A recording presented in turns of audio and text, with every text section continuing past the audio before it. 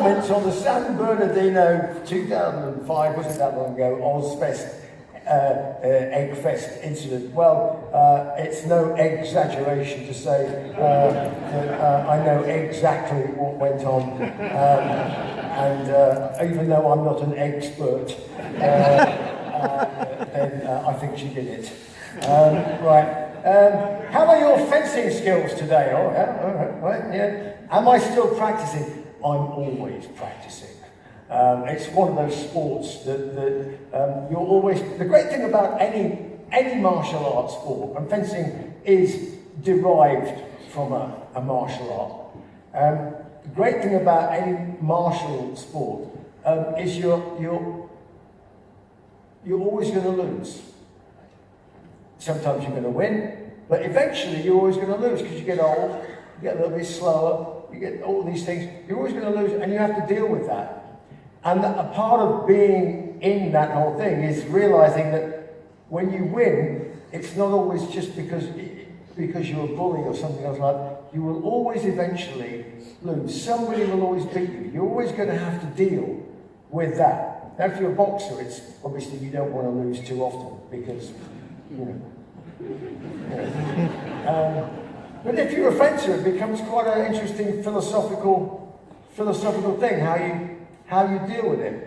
And you realise that actually if you love the sport, and you love the art and the form of it, and what goes on in your head, actually that's more important than just winning and losing. Again, it comes to the fact that if you just live right there in the moment, oh, I appear to have won. But if you're thinking, I must win, oh shit. Whilst I was thinking about winning, it hit me. You know, so those are the sorts of things. You just need to be able to live, absolutely concentrate in that moment. It's a real skill to be able to do that. And we try really, really hard. Some of the most amazing moments in my life have been, sadly, my coach of 25 years passed away 10 years ago now. But we used to go and have a little bit like boxers, where you go on, we see boxers and they're on the pads, and you have some little old guy with pads who's the coach, and you have some guy who's like that. And this little old guy is just going bam, bam, bam, bam, bam, bam, bam, bam, bam, bam, bam, and just making this guy work like crazy. Unbelievable. It's all up here. It's all focus. And I would have a one-on-one lesson with my coach. And when we were really, really cooking on gas, really doing good in competitions and stuff for a period of, I suppose, probably about 3 or 4 years in my late 20s. When I had the time and the availability to go and train and things, we would fence for around about 40 minutes, pretty much non-stop, and would not exchange a single word. And the only conversation we had was 2 blades in engagement talking to each other. And he would give me some little problem to solve, I'd find the solution, then he'd do it again a different way, and we would just be talking to each other through our movement and our actions. I've got to tell you, it's one of the most mind-blowing experiences I've ever had in my life, having those moments. And it's right up there with playing musical instruments and coming up with amazing vocal performances or anything like that.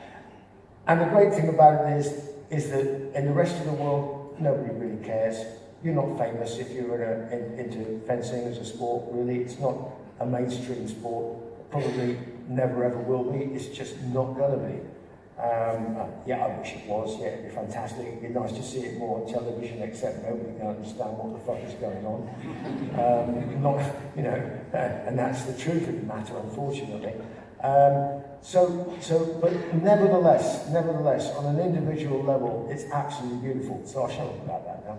Right, that helicopter guy says, will future, this is like an exam question.